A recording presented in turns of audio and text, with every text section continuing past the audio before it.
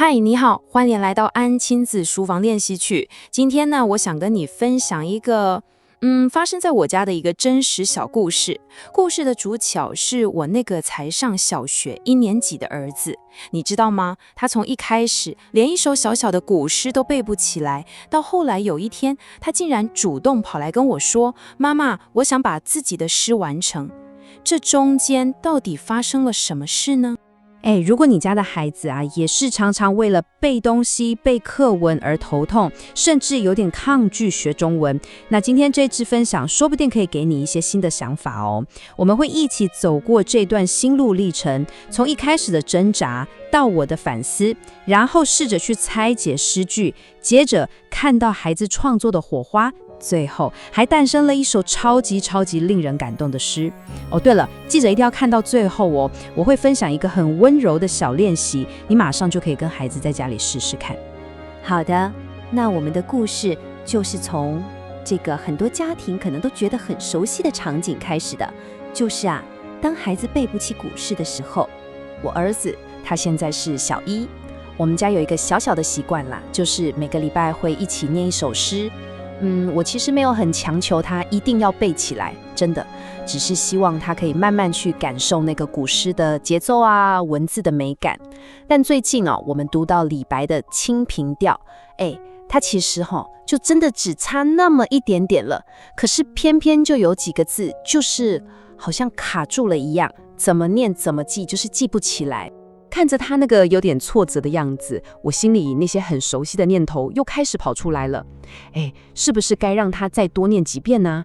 我是不是应该要再坚持一点，告诉他这个就是要背起来？但就在那个瞬间，我决定先停下来，问自己一个更重要的问题。我就问我自己，如果我现在只是硬逼着他背起来，那他以后真的会因此喜欢上中文吗？这个问题就像一颗小石子丢进我的心里，起了涟漪，也让我决定是时候了，我该换一种方式了。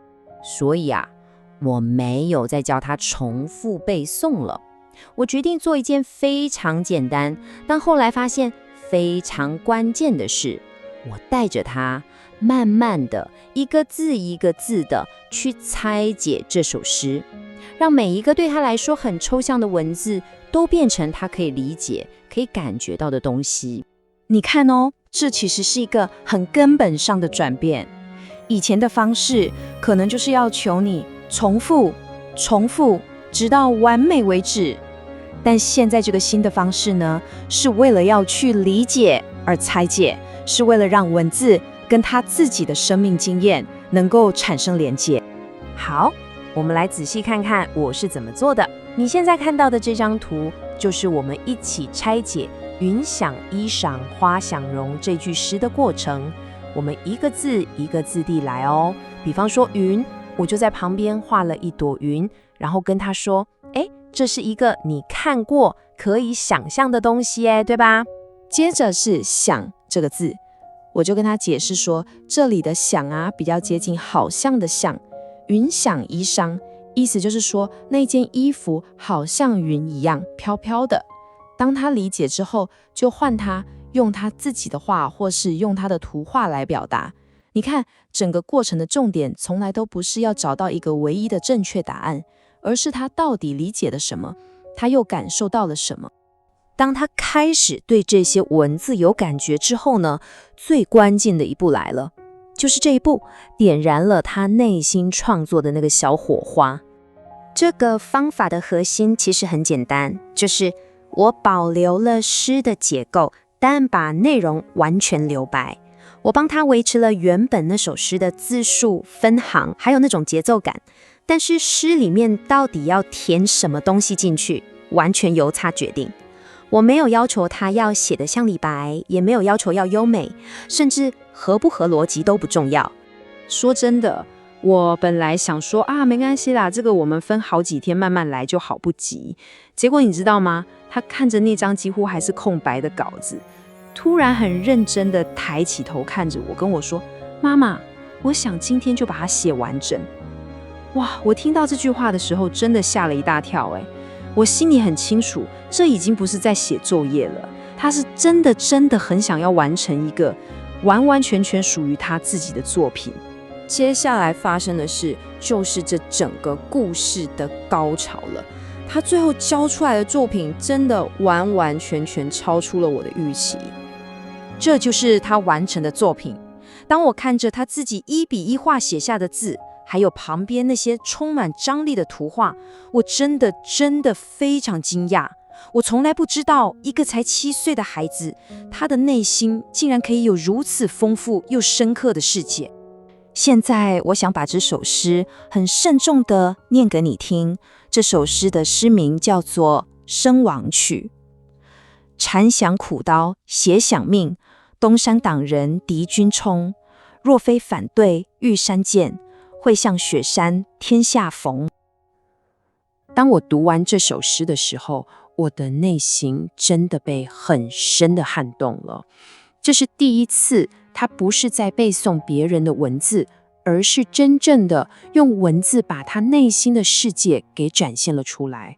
我才发现，原来孩子的文字可以这么的真实。你可能会觉得很神奇，对不对？这种从抗拒到主动的转变，其实它不是什么魔法，它背后是有一些很坚实的心理学基础的。像是有个叫建构主义的说法，意思就是说，学习不是硬塞东西进去，而是我们自己主动去创造意义。你看，他不是在背李白的诗，他是在用李白的诗当做一个鹰架，盖出自己的城堡。这样当然比死背记的牢啊。然后还有一个自我决定理论，这个理论很有趣。他说，只要你让人感觉到这是我自己可以决定的事，那种内在的动力就会自己跑出来。我把内容留白，其实就是把创作的权利还给他，让他从我必须做变成了我想要做。最后这整个过程其实也很符合正向心理学的精神。我们的重点不再是你到底有没有对，而是去享受那个创作的过程，还有他完成作品的时候那种满满的成就感。听完这个故事之后，如果你也想试试看，我帮你整理了一个非常简单的练习步骤，你马上就可以在家里跟孩子一起玩玩看。第一步，慢慢的念诗，先不要急着背，跟孩子一起去感受诗的韵律和节奏。第二步，拆解关键字，你可以先示范1-2个，然后就放手让孩子用画画或他自己的话来表达他的理解。第三步，留下结构，把内容留白，把创作权完完全全的交给孩子。而最重要的一点，第4步，去肯定他的投入和努力，而不是去评论结果的好或坏。回到我们一开始的那个问题，说真的，我从来都不是希望他以后要变成一个多厉害的诗人，我只是由衷的希望，在未来很久很久以后的某一天，当他再遇到古诗，再遇到文字的时候，他心里浮现的不是压力或抗拒，而是会记得他曾经用中文写过一个属于自己的故事。谢谢你的收看，如果你也喜欢这样温柔而有力量的学习方式，欢迎你追踪 Ann 亲子书房练习曲这个频道，让我们可以一起陪伴孩子走得更稳更远。我们下次见。